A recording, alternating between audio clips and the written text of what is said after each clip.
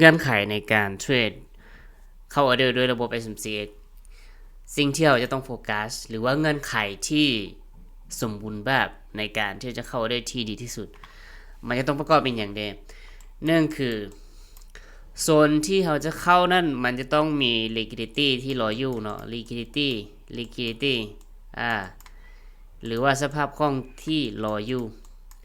มันจะต้องมี liquidity ที่รออยู่ก่อนที่เราจะเข้าหรือว่าถ้าหากว่าบ่มีเราจะต้องรอให้มันมาสร้าง liquidity ก่อน liquidity ก่อนที่เราจะเข้า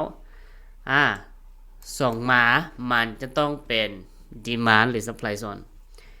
มันจะต้องมี demand มันจะต้องมี demand zone และ supply zone ที่รออยู่ในโซนที่จะเข้านั้น3ก็คือ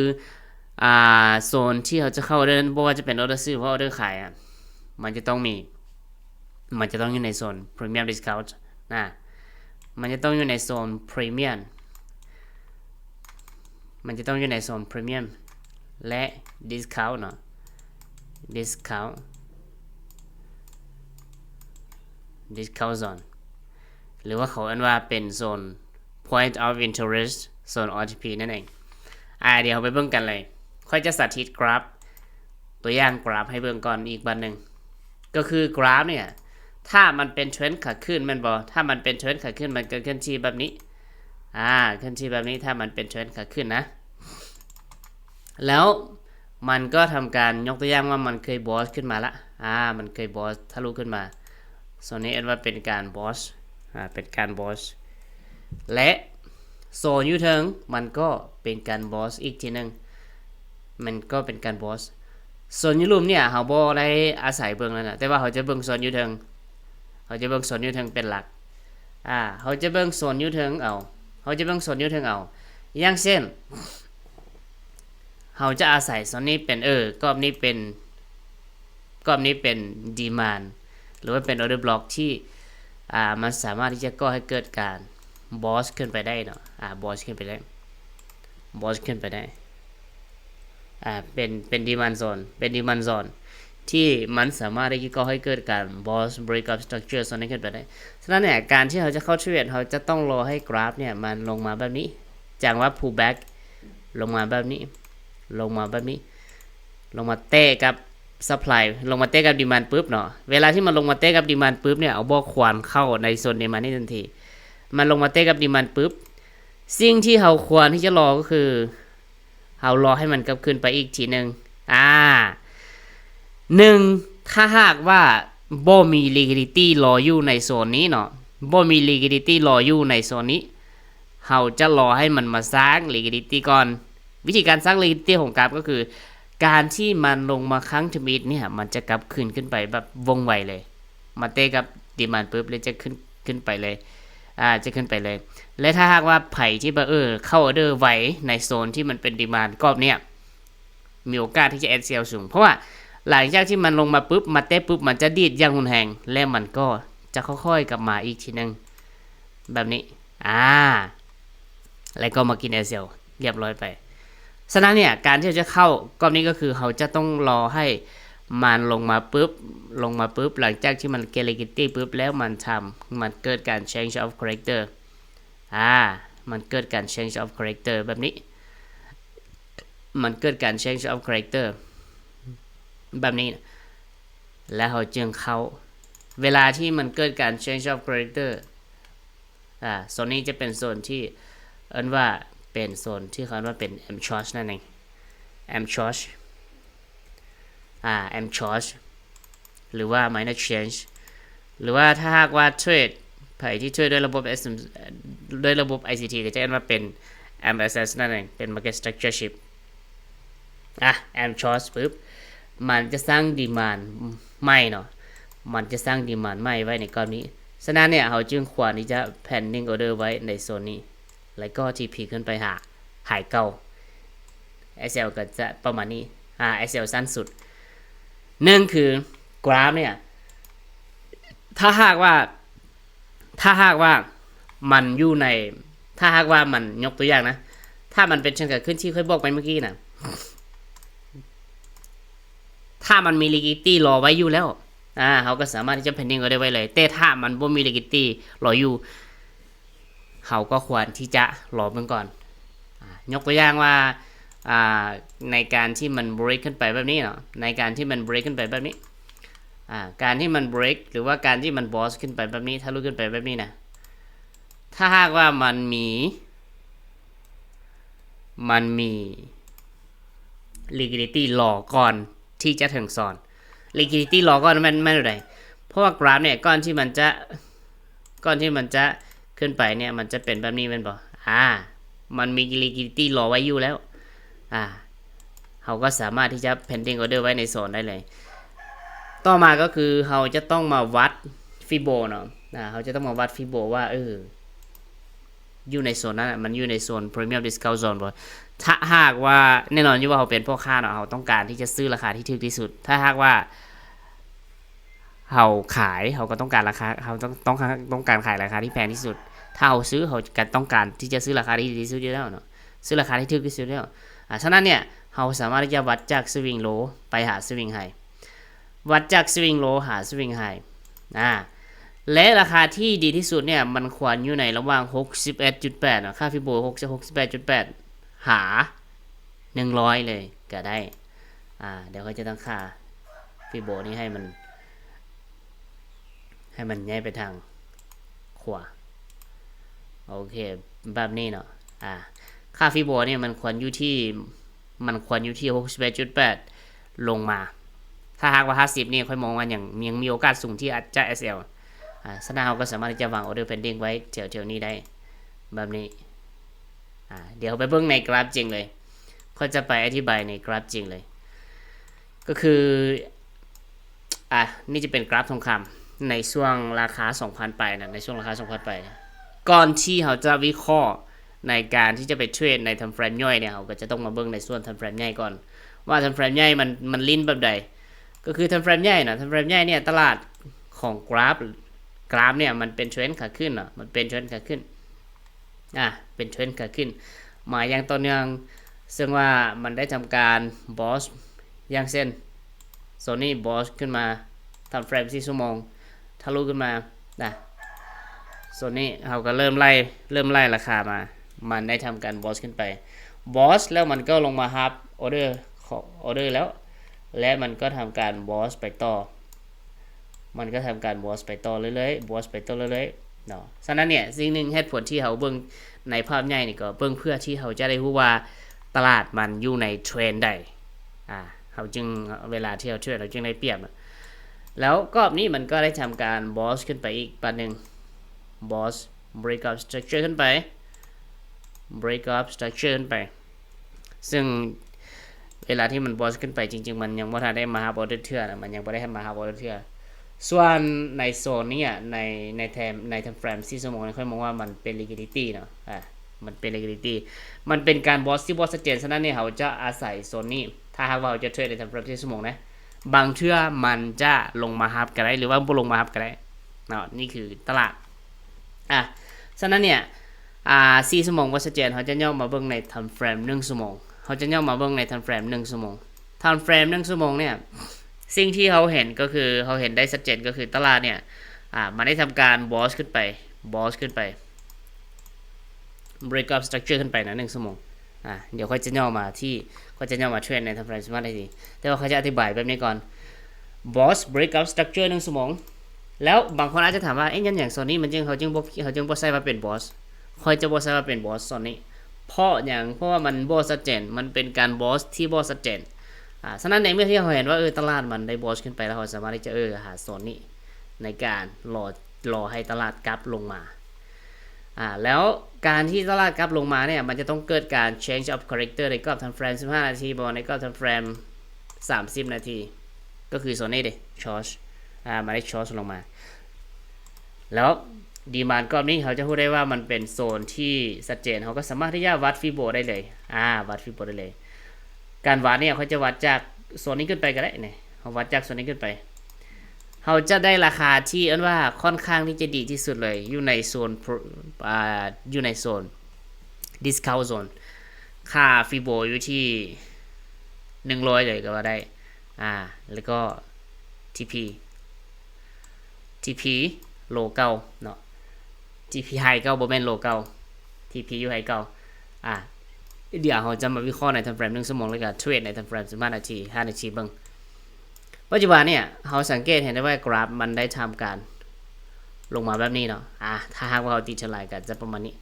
แล้วสิ่งที่เราเห็นได้ชัดเจนก็คือกราฟเนี่ยมันลงมาแล้วก็ลงมาแล้วก็ break ขึ้นไปbreak ขึ้นไปแบบนี้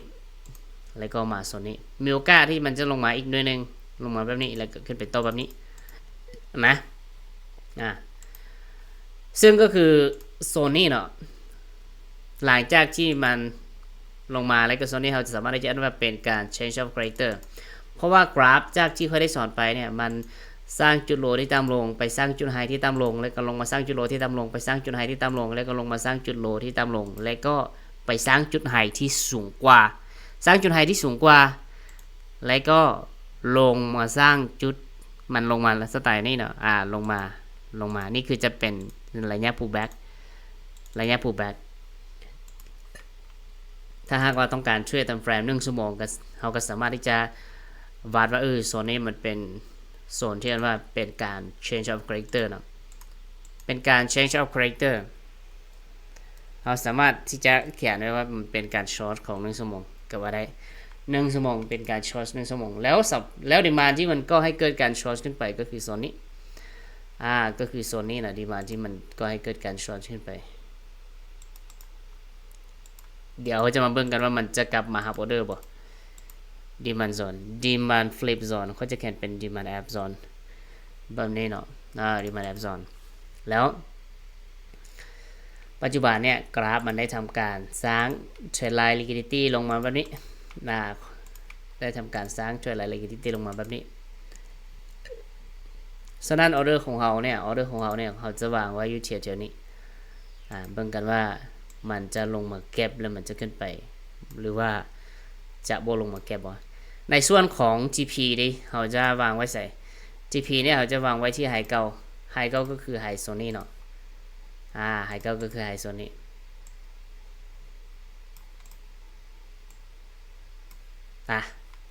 มาเบิ่งกันเลย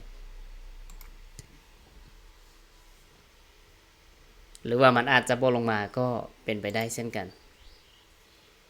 อย่างเช่นถ้าหากว่ามันมีการที่จะ break ขึ้นไปแบบนี้มันอาจจะสามารถที่จะขึ้นที่แบบนี้ขึ้นไปเลยก็ได้ก็เบิ่งตัวจริงโซนนี้ถ้าหากว่าโดยระบบ SMC เนี่ยโซนนี้ค่อยจะมองว่าตอนนี้มันเป็น liquidity มันเป็นการสร้าง liquidity มันเป็นการสร้าง liquidity และการที่กราฟในเมื่อที่กราฟลงมาหาโซนนี้ปุ๊บก็คือมันลงมาเคลียร์ liquidity ละปัจจุบันนี้มันลงมาหาออเดอร์ของเราเนาะเบิ่งกันว่ามันจะกลับมาอีกทีนึงบ่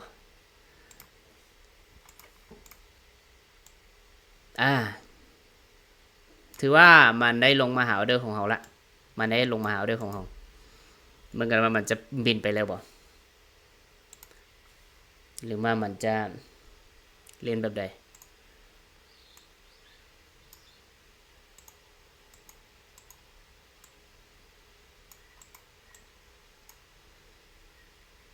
โอเค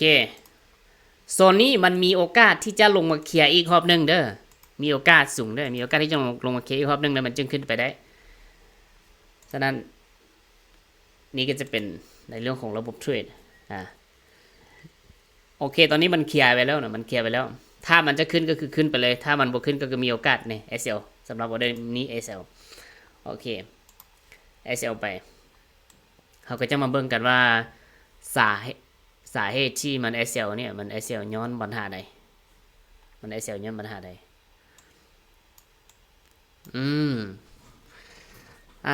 มันน่าจะเป็นการว่าเป็นเวลามันบ่สามารถที่จะบอสกลับขึ้นไปได้เนาะมันบ่สามารถที่จะบอสกลับขึ้นไปได้อันนี้จะเป็น time frame 1 ชั่วโมงเข้ามาเช็คว่าสาเหตุที่มันบอสได้มันย้อนอย่างเพราะว่าถ้ามาเบิ่งในส่วนของ time frame 4 ชั่วโมงเนี่ยเขาจะเห็นได้ว่า demand zone เนี่ยยังอยู่ลุ่มเนาะ demand zone ยังอยู่ลุ่ม demand zone ของ4ชั่วโมงเนี่ยโซนนี้เราสามารถจัดเป็น demand zone กรอบนึงได้แล้วกรอบนี้เราก็จัดเป็น hidden demand zone ได้เช่นกันเราสามารถจัดเป็น hidden demand zone ได้เช่นกันอยู่ในโซนนี้order นี้ SL ไปเราจะมาเบิ่งว่าปัจจุบันนี้มันได้ทำการ charge ในโซนนี้นะมันได้ทำการบ่แม่น charge เนาะโซนนี้มัน charge ขึ้นไปโซนนี้โซนนี้ก็คือ charge แต่ว่าเป็นการ charge ที่บ่ชัดเจนฉะนั้นเขาจะเอิ้นว่าเป็น liquidity เป็นการเก็บ liquidity แล้วกันฉะนั้นเนี่ยโซนนี้จึงถือว่าเป็นการ charge เนาะเป็นการ charge จึงถือว่าเป็นการ charge แล้วสิ่งที่สำคัญก็คือถ้าหากว่าเรามาวัดฟิโบวัดจากโซนนี้ขึ้นไป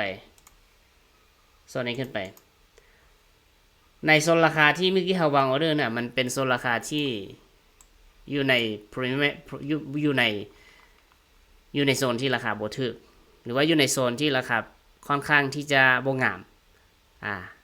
ฉะนั้นในกราฟมันจึงกลับมากลับตัวในโซนราคาฟิโบในค่าฟิโบ 78.6 ประมาณนี้เนาะแล้วทีนี้เนี่ย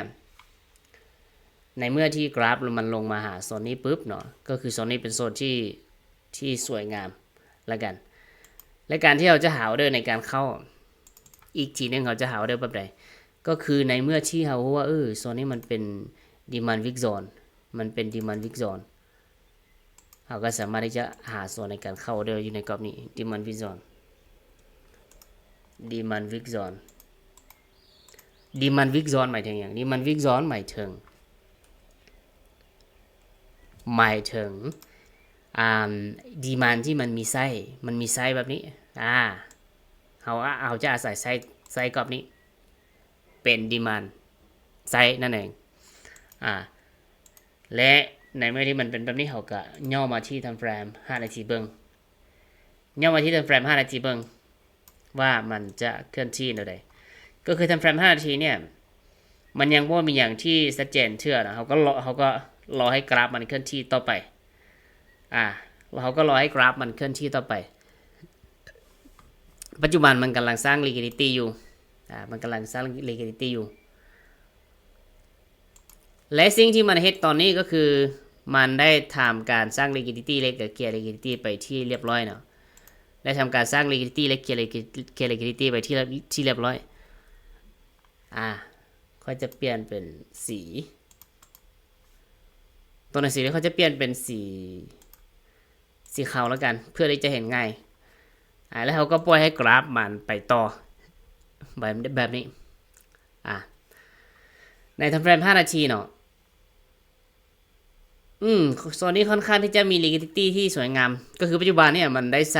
ทำการสร้าง liquidity รอไว้อยู่liquidity ก็คือโซนนี้มีโอกาสสูงที่กราฟมันน่าจะกลับลงมาเคลียร์ถ้ามันมี liquidity รอไว้อยู่แสดงว่าการที่เราจะเข้าออเดอร์เนี่ยเขาจะรอการเข้าออเดอร์เขาสามารถ pending order ไว้เลยแต่ถ้ามันบ่มี liquidity หรือว่าก่อนที่มันจะบินไปก่อนที่มันจะขึ้นไปมันบ่สร้าง liquidity ไว้เวลาที่มันลงมาเนี่ยมันจะลงมาสร้าง liquidity ก่อนและหลังจากที่มันเก็บ liquidity ปุ๊บมันจึงจะไปต่อได้ฉะนั้นเขาก็ปล่อยให้กราฟแล่นขึ้นไปก่อนเพื่อให้เขาเห็นโครงสร้างก่อนว่ามันจะเคลื่อนที่แบบไหนก่อนทำเฟรม5นาทีบ่ชัดเจนเดี๋ยวมันย่อมาที่ทำเฟรม3นาทีเบิ่งถ้าเป็นทำเฟรม3นาทีเนี่ยสิ่งที่เราอาจจะค่อนข้างที่จะเห็นได้สัตว์ก็คือโซนนี้อาจจะเป็นแอมชอร์จเนาะแต่ข้ออย่างมองว่ามันยังชอร์จบ่ชัดเจนปานใดการชอร์จที่ชัดเจนก็คืออาจจะเป็นโซนนี้เนาะโซนที่ค่อยมองว่ามันเป็นการชอร์จหรือว่ามันเป็น minor change ที่ชัดเจนแล้วในเมื่อที่มันขึ้นไปชอร์จปุ๊บมันค่อยลงมาเก็บออเดอร์อยู่ในโซนนี้แล้วก็จึงขึ้นไปแบบนี้อันนี้คือการมองภาพของค่อยนะแต่ว่าเดี๋ยวสิมาเบิ่งว่ามันจะไปแบบนั้นแท้บ่ในส่วนของ TP เด้เขาจะวางไว้ใส่ TP กับ ไฮเก้าเลยไฮเก้าเลยแบบนี้เลยเขาก็ปล่อยให้กราฟมันแล่นไปก่อน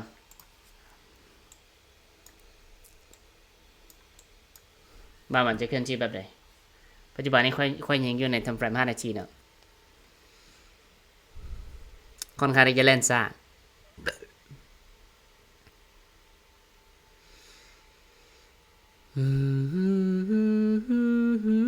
เบิ่งกันว่ามันจะไปสามารถที่จะไปชอร์จในทำเฟรม5 นาทีได้บ่นี่ปัจจุบันนี้เขาอยู่ในกรอบทำเฟรม5 นาทีถ้าหากว่ามันชอร์จพอได้เขาจะอาศัยโซนลุ่มในการเข้าออเดอร์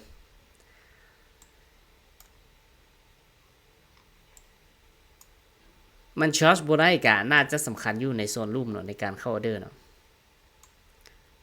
และการที่เราจะเข้าออเดอร์เนี่ยเขาจะต้องมาเบิ่งว่าโซนนี้เป็นโซนมันเป็นโซน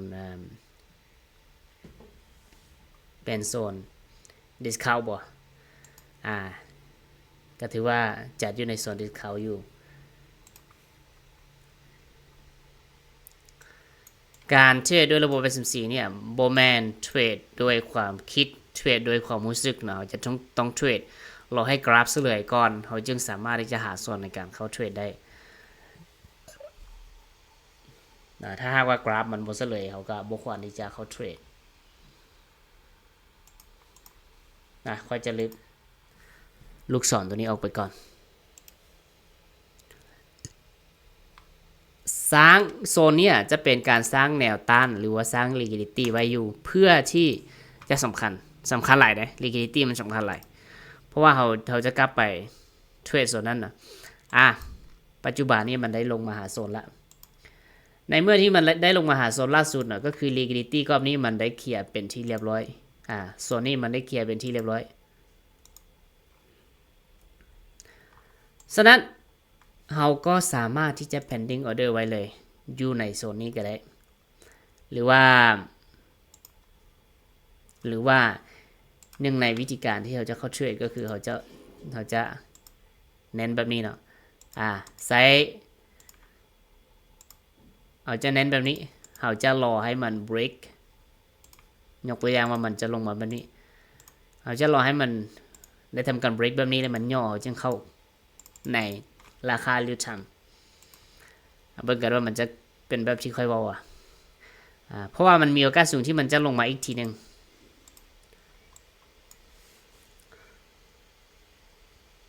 โอเค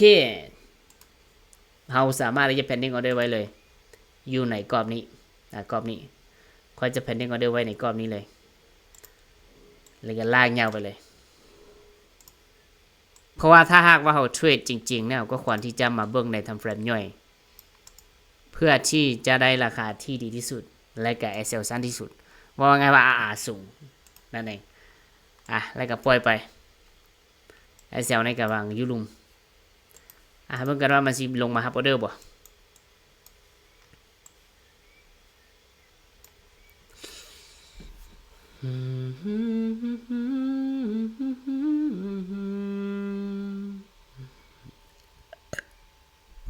ปัจจุบันมันได้ทำการ break โซนนี้ขึ้นไปนะให้ทำการ break ขึ้นไป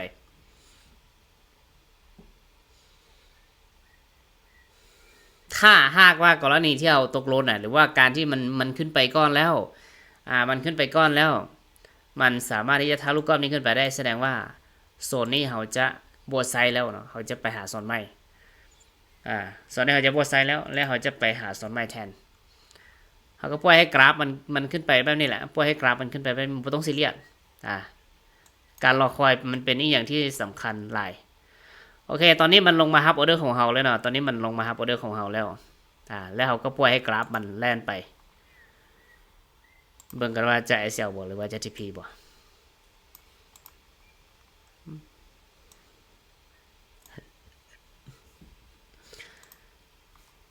ค่อยจะย่อมาที่ทำเฟรม15 นาทีเพื่อที่จะได้เห็นภาพใหญ่ไหลขึ้นสำหรับตัวนี้เครื่องมือตัวนี้ค่อยจะลบออกก่อนลูกศรตัวนี้เนาะ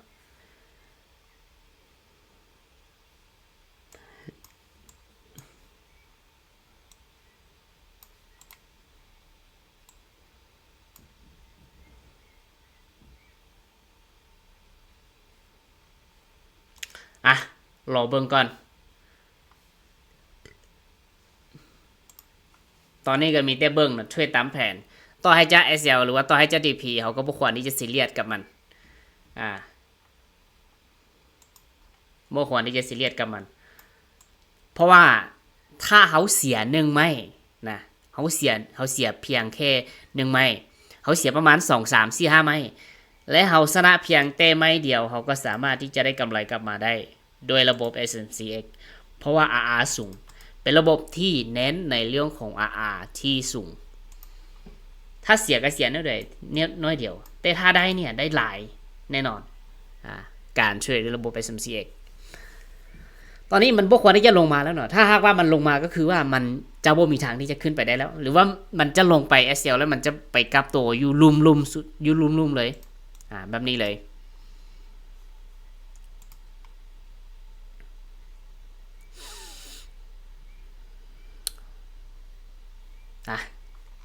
ทำเฟรม15 นาทีเนาะปัจจุบันนี้มันได้ทำการ break up structure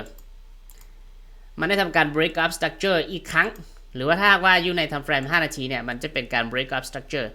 ฉะนั้นเขาสามารถที่จะเลื่อน SL มาที่จุดเขาเลื่อน SL มาที่จุดเขา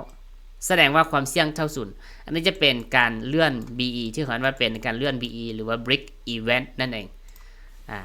เขาสามารถที่จะเอา SL มากันไว้ถ้ามันลงมาตาม SL ก็แสดงว่าเขาก็บ่ขาดทุนอยู่แล้วเพราะว่าเขาเลื่อน SL มากันไว้แล้วแบบนั้นเนาะปล่อยให้มันไปต่อ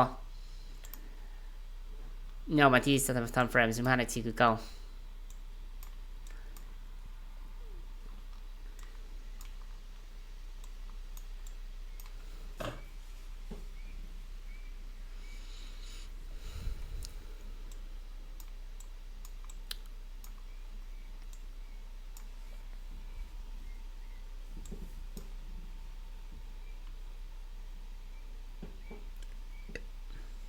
SL สั้นสุดเนาะถ้าไผจะปิดกำไรอยู่แถวๆนี้ก็ได้ปิดกำไรอยู่ในโซนดีมาซัพพลายก็นี้ก็ได้ TP 1 TP 2อยู่นี่ TP 3อยู่นี่และ TP 4ก็จะอยู่นี่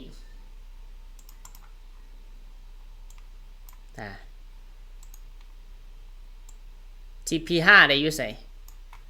TP 5อยู่นี่อยู่ไฮนี้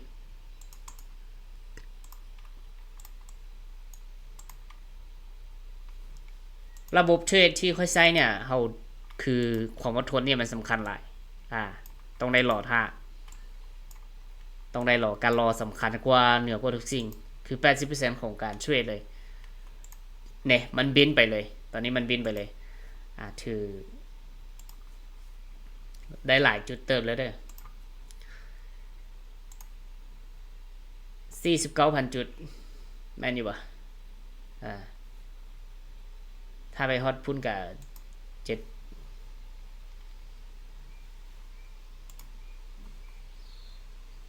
ไปฮอตพุ่นกับ75,000 จุด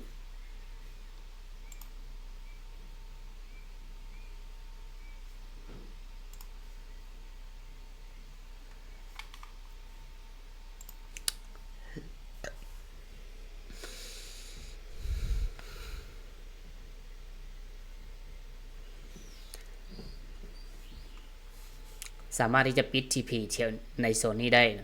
สามารถที่จะปิด TP ในโซนนี้ได้เพราะว่ามันมาหาเริ่มใกล้เข้ามาหาโซนแล้วแต่ว่าโซนนี้นี่มีโอกาสที่จะเป็น liquidity ไว้อยู่ฉะนั้นเนี่ยมันน่าจะกลับตัวระยะสั้นแล้วก็ขึ้นไปต่อ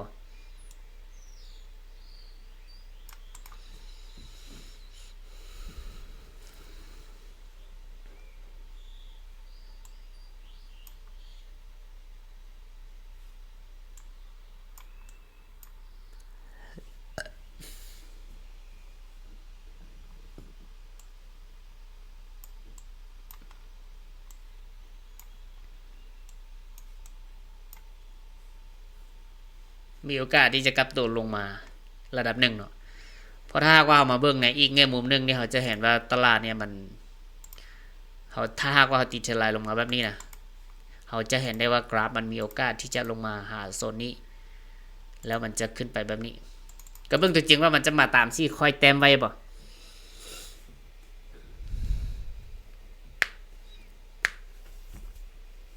เพราะค่อยก็บ่ฮู้ว่า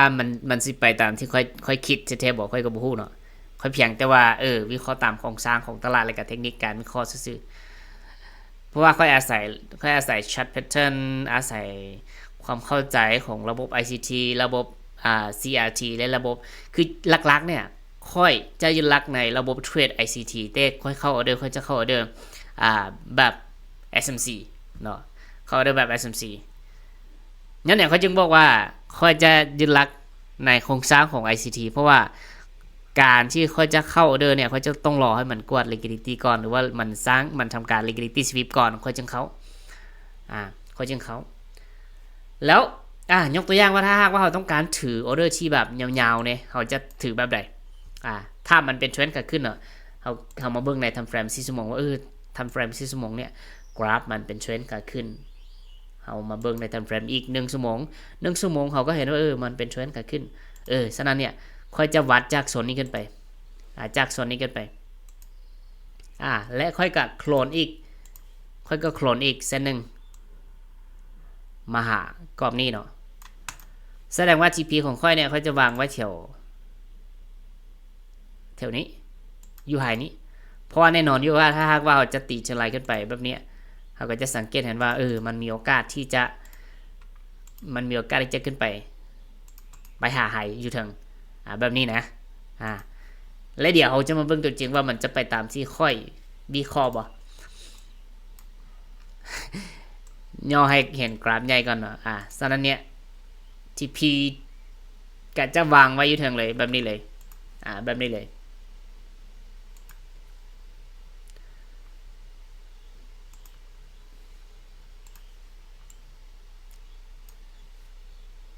ย่อกลับมาที่ทำเฟรม15นาทีแล้วกันกลับไปที่ทำเฟรม30นาทีเพราะว่า15นาทีนี่มันค่อนข้างที่จะใหญ่ TP 1 2 3 4 5 TP 5สำเร็จแล้วเนาะมาเบิ่งว่า TP 6นี่จะสำเร็จบ่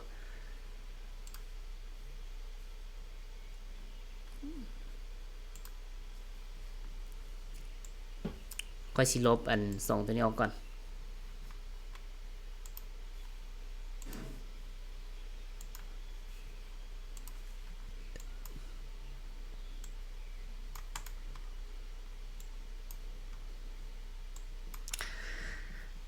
ข้อดีของการเทรดด้วยระบบ SMCX คือ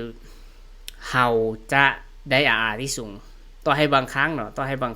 จะวินเลทจะต่ำก็ต่ำแต่ว่าจากการที่ค่อยทดสอบมาในการที่ค่อยเทรดมา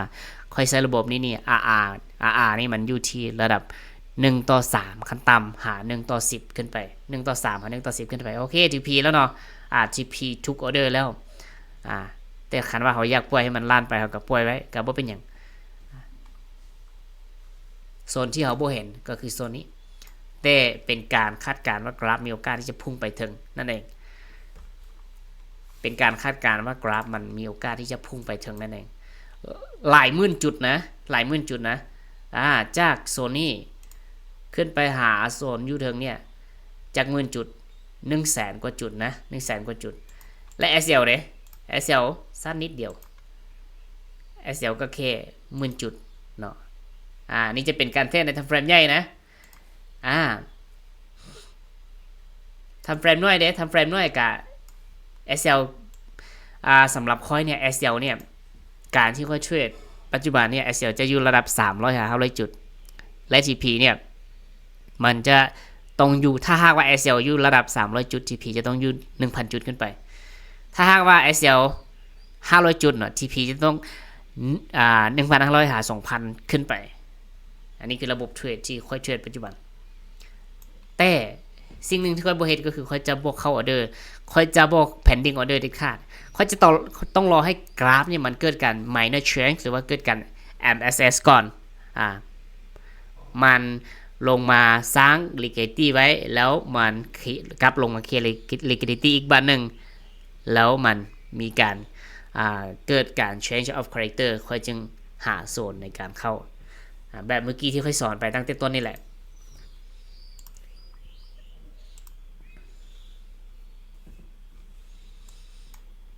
เราจะวิเคราะห์ทำเฟรมใหญ่เพื่อที่จะมาเทรดในทำเฟรมย่อยวิเคราะห์ทำเฟรมใหญ่แต่ยกตัวอย่างว่าถ้าว่าเป็นทำเฟรม4ชั่วโมงถ้าค่อยจะเทรดทำเฟรม4ชั่วโมงเนี่ยค่อยจะมาหาโซน demand supply zone ของทำเฟรม15นาทีทำเฟรม15นาทีโซนที่มันเกิดการ change of character หรือว่าเกิด demand supply zone นั่นเองแต่การที่ค่อยจะเข้าออเดอร์เนี่ยค่อยจะrefine ให้เห็น demand supply zone ของ1นาทีและก็3นาทีหลักๆ1นาที3นาทีและ5นาทีและจะรอให้มันเกิดการ change of character ในกรอบ time frame 5นาทีมัน change of character ในกรอบ time frame 15นาทีและ5นาทีและก็1นาทีเขาจึงหาโซนเข้าTP แน่นอนแต่ว่าเป็นการถือเรือแบบหลายมือเติมนะกว่าที่จะมาฮอดจุดนี้นะมันเป็นการถือเดินหลายมือเนาะฉะนั้นนี่ถ้าว่าไผที่เป็นสายเทรดสวิงเทรดนี่ก็เห็นได้อยู่แต่ถ้าเป็นสายเทรดรายวันบ่สายเทรดสกอปปิ้งบ่อาจจะถือบ่ได้เพราะว่าการที่เราจะถือมาหลายพันจุดหลายหมื่นจุดแบบนี้มันใช้เวลาที่จะดนอาจจะเป็นเดือนก็ได้เนาะเป็นเดือนก็ได้หรือว่าเป็นหลายอาทิตย์2อาทิตย์3อาทิตย์ก็ได้1อาทิตย์2อาทิตย์กว่าที่มันจะขึ้นมาฮอดเขาก็สามารถเอา SL มากันไว้เนาะเอา SL มากันไว้ลด SL มากันไว้เดี๋ยวนี้หรือว่า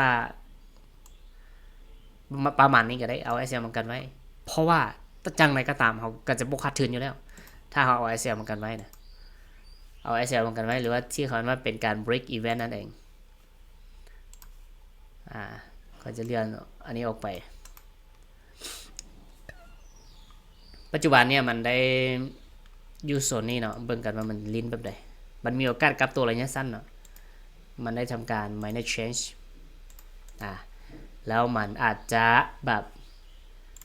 ขึ้นมาหาโซนนี้แล้วก็ลงมาแบบนี้และอาจจะลงมาหาโซนนี้จึงกลับคืนแบบนี้ก็ได้เบิ่งกันว่ามันจะลงมาตามที่ค่อยวิเคราะห์บ่หรือว่ามันอาจจะบ่ลงมาก็ได้อาจจะขึ้นไปต่อเลยก็ได้โซนนี้เขาจะเรียกว่ามันเป็นQM เราสามารถที่จะช็อตระยะสั้น QM แต่ว่าการที่มันเกิด QM ได้มันจะต้องเกิดการ MSS หรือว่าเกิดการ minor change แบบนี้เขาจึงหาโซนในการเข้าด้วย QM มันจะกลับคืนมาอีกบัตรหนึ่งเด้อเบิ่งกันมันจะกลับคืนมาอีกบัตรหนึ่งเพราะว่ามันสร้าง liquidity ไว้เนาะมันสร้าง liquidity ไว้แถวนี้มันจะกลับคืนมาอีกทีนึงถ้ามันจะลงมันจึงจะลงได้มันจะมาแบบนี้มันมาแท้ๆมันจะมาแบบนี้แล้วมันจึงจะลงมาแบบนี้แล้วจะลงมาหาแถวประมาณนี้แล้วจึงจะขึ้นไปในนี้ถ้าจะเซลนะจะเซลกับ pending order ในโซนนี้ TP ได้อยู่ใส่ TP กับอยู่ระดับนี้ก็ได้เนาะเพราะว่าโซนนี้เราสามารถที่จะเรียกว่าเป็น breaker block มันมีโอกาสกับตัวระยะสั้นมาหาเที่ยวนี้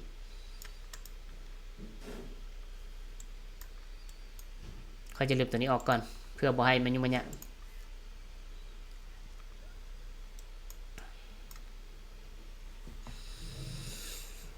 SL อยู่บ่ไหมนี่ไม้ช็อตนี่นะไม้ขายนี่นะเบิ่งกันว่ามันสิ SL บ่หรือว่ามันสิลงมา TP เนี่ยวางไว้ในโซน swing low ก็นี้ก็ได้ในการช่วยส่วนเทรนมีโอกาส SL สูงแล้วเนี่ย SL ไปแล้วมีโอกาส SL สูงเพราะฉะนั้นเนี่ยการเทรดส่วนเทรนเนี่ยมันเป็นอย่างที่บ่ค่อยที่จะแนะนำปานใดเราจะต้องเบิ่งในการเทรดในทำเฟรนใหญ่เป็นหลักปัจจุบันเนี่ยมันกราฟมาสวิปอีกบันนึงนะถ้ามันจะลงก็คือกรอบนี้แหละแต่ถ้าบ่ลงก็มีโอกาสขึ้นต่อค่อยเชื่อว่าจังไดก็ขึ้นต่อเนี่ย TP เป็นที่เรียบร้อยเนาะ ที่เป็นที่เรียบร้อยมาเบิ่งในกรอบทันเฟรม4ชั่วโมงหลายพันหลายหมื่นจุดหลายหมื่นจุดเราก็จะเห็นว่าการเทรดด้วยระบบ SMCX เนี่ยมันจะง่ายๆแต่ถ้าว่าเราจะเทรดด้วยการ pending order บ่หรือว่าเราจะเทรดด้วยการแบบวางออเดอร์ไว้หรือระบบเทรดด้วยระบบเทรดด้วย chart pattern ก็ได้เพราะว่าแต่ก่อนค่อยก็ใช้ chart pattern คือกันแต่ว่าการใช้ chart pattern เนี่ยเราค่อนข้างที่จะมี SL หลายจุดเนาะหลายพันจุดหลายโซนหลายจุดค่อยจึงบ่ค่อยที่จะใช้ SL ก็จึงมาแน่นในเรื่องของการใช้ demand supply zone เป็นหลักนะ demand supply zone เป็นหลักยกตัวอย่างว่าถ้าว่าเราใช้ระบบเทรดด้วยการ breakout นะกราฟเนี่ยเขาก็รอให้มันเขาก็สามารถที่จะแต้มเทรนไลน์มาแบบนี้อย่างเส้นเทรนไลน์มาแบบนี้อันนี้จะเป็นเทรนไลน์นะเขาจะเปลี่ยนให้มันเป็นสีเหลืองเหมือนกันเพื่อที่จะให้เห็นชัดเจนเทรดด้วยระบบ breakout เนี่ยระบบการทะลุเนี่ยยกตัวอย่างว่าอันนี้จะขอว่าเป็น flag pattern bullish flag นั่นเอง bullish flag ขึ้นไป break เนาะในเมื่อมันขึ้นไป break ปุ๊บทะลุปุ๊บแบบนี้ทะลุปุ๊บอันนี้จะเป็นโซนทะลุกราฟเนี่ยย้อนอย่างเขาจึงว่าเป็น bullish flag เนาะ bullish flag หมายถึงทุงที่มันมีการดันหลักขึ้นไปอย่างตัวเนื่องมันจะขึ้นไปอันนี้คือเสาทุงแล้วมันจะไปสร้างทุงแบบนี้มันจะไปสร้างทุงแบบนี้ลงมาแล้วก็ break ในกรอบนี้และย่อให้มันลงมาตามกับส่วนนี้เพราะว่าก่อนหน้านั้นมันเป็นแนวต้านเนาะแล้วปัจจุบันเนี่ยในเมื่อที่มันทะลุขึ้นไปมันจะกลายเป็นแนวรับทันทีแล้วมันลงมาตามปุ๊บเขาสามารถที่จะ pending order ไว้กรอบนี้ก็ได้เขาสามารถที่จะ pending order ไว้กรอบนี้ก็ได้แต่ว่าถ้าว่า SL ของเขาสั้นเนี่ยเขาก็มีโอกาสที่จะจ่าย SL ได้เช่นกันในการเทรดด้วยระบบ breakout หรือว่าเทรดด้วย chart pattern ฉะนั้นเนี่ยค่อยจึงเน้นในการเทรดด้วย demand supply zone แต่ว่า demand supply zone มันจะต้องเป็นโซนที่แข็งแรงและจะต้องอยู่ในโซนที่เรียกว่าอยู่ในโซน premium discount เนาะแล้วเขาก็ได้ออเดอร์นี้ไปอันนี้ก็จะเป็นการแนะนำหรือว่าเป็นการ back test รวมถึงเทคนิคการเข้าออเดอร์ของค่อยให้ทุกคนได้เห็นภาพก็จะประมาณนี้เป็น EP ที่3แล้วเราจะมาพบกัน EP ที่4ว่ามันเป็นแนวไหน